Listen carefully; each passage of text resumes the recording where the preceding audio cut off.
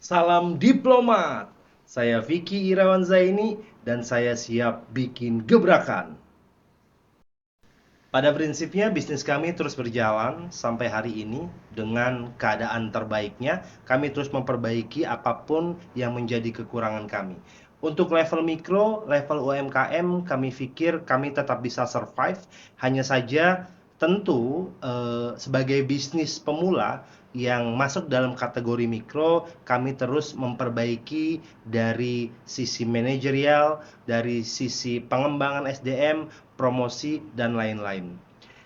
Permasalahan yang besar kemudian timbul ketika bisnis yang sudah kami jalani ini adalah bagaimana kami melakukan percepatan-percepatan, bagaimana kami melakukan scale up, bagaimana bisnis kami bisa kami kembangkan sayapnya, kami kembangkan volumenya yang kemudian memiliki perwakilan-perwakilan di banyak daerah yang kemudian berpotensi dan berdampak kepada meningkatnya omset, bertambahnya kualitas dan juga penyerapan tenaga kerja.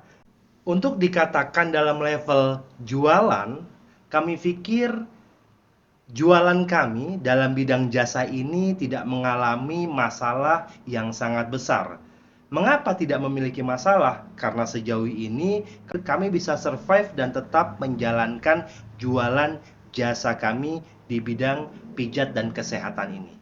Tapi menjadi bermasalah kemudian adalah ketika kami coba melakukan scale up dan percepatan-percepatan bagaimana supaya bisnis kami ini bisa terus berkembang, bisa terus melakukan aktivitas-aktivitas yang meningkatkan volumenya.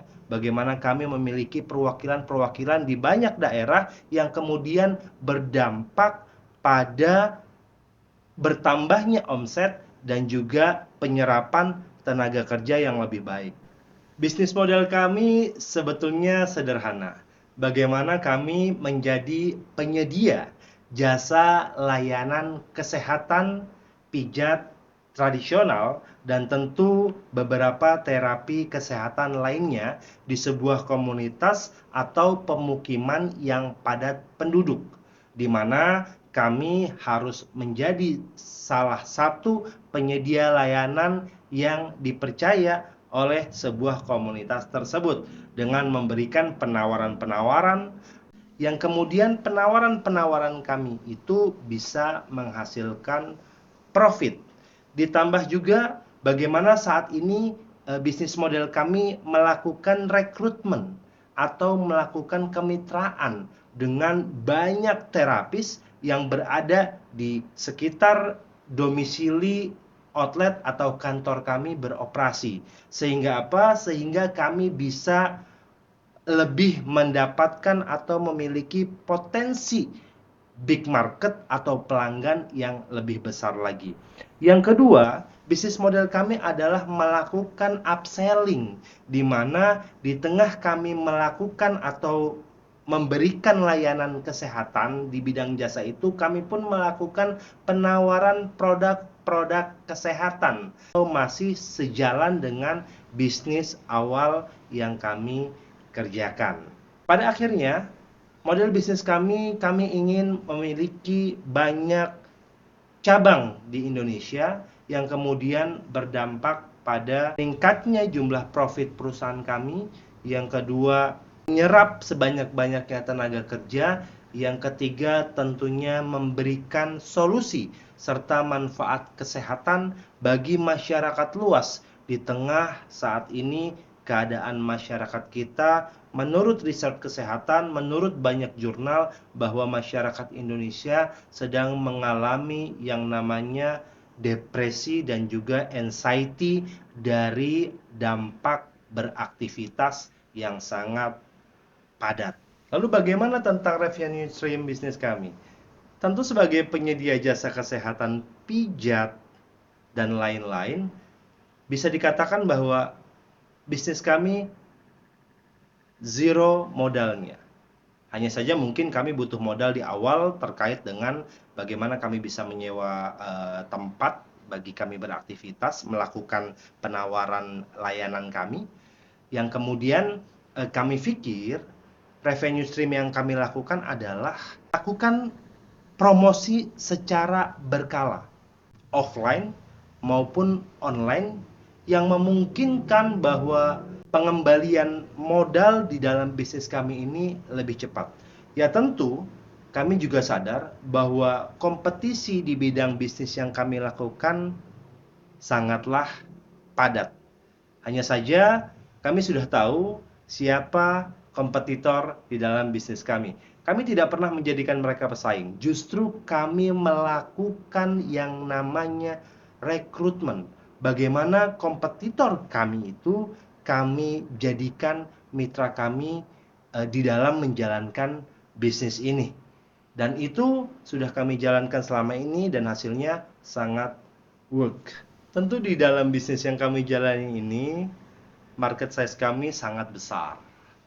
Dan target market kami pun sangat spesifik. Di mana market kami hampir tidak kurang dari 10 orang, 5 orang menyukai layanan dari bisnis kami. Artinya dari 10 orang, 5 orang pasti menyukai layanan pijat yang kami tawarkan. Bahkan bisa lebih. Lalu target market kami bagaimana? Tentu sebagai level UMKM kami sadar bahwa saat ini target market kami adalah sebuah komunitas atau kompleks perumahan-perumahan yang padat penduduk, sehingga kami bisa menjadi salah satu yang terbesar sebagai penyedia layanan kesehatan masyarakat setempat. Dan kami berharap bahwa setelah mengikuti ajang ini, kami bisa melakukan scale up pertumbuhan, bagaimana kami bisa melakukan percepatan pengembangan bisnis kami dengan banyak lokasi yang kemudian juga bisa memiliki peluang untuk mendapatkan market yang lebih luas lagi dan lebih menciptakan lapangan pekerjaan lagi serta profit yang lebih tinggi lagi. Marketing plan kami selama ini tentu kami mulai dengan bagaimana kami melakukan promosi baik secara offline maupun online. Kami saat ini terus aktif melakukan banyak kunjungan dengan menyebarkan brosur dan lain-lain. Dari sisi online, kami melakukan promosi melalui sosial media seperti FB Ads, TikTok Ads, Instagram Ads, dan lain-lain. Yang kami pikir sejauh ini cukup bekerja, sangat work dan memberikan hasil positif bagi bisnis yang kami sedang jalankan. Lalu selanjutnya, saat ini juga untuk mengembangkan bisnis kami, saat ini kami sedang berusaha melakukan terobosan-terobosan bagaimana kami bisa membuka cabang sebanyak-banyaknya dari bisnis branding yang kami miliki agar kami bisa memiliki banyak mitra perwakilan di seluruh perwakilan daerah di Indonesia. Lalu apa target pencapaian kami? Tentu kami menjalankan bisnis ini kurang lebih hampir 1 tahun dan kami sudah merasakan bahwa bahkan di bulan pertama kami sudah profitable.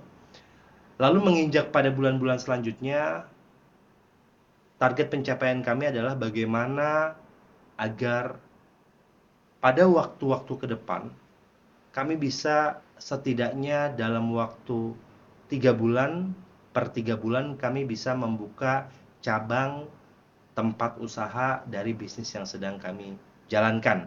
Baik itu cabang yang kami miliki sendiri ataupun cabang dari pihak lain yang mau bermitra dengan kami.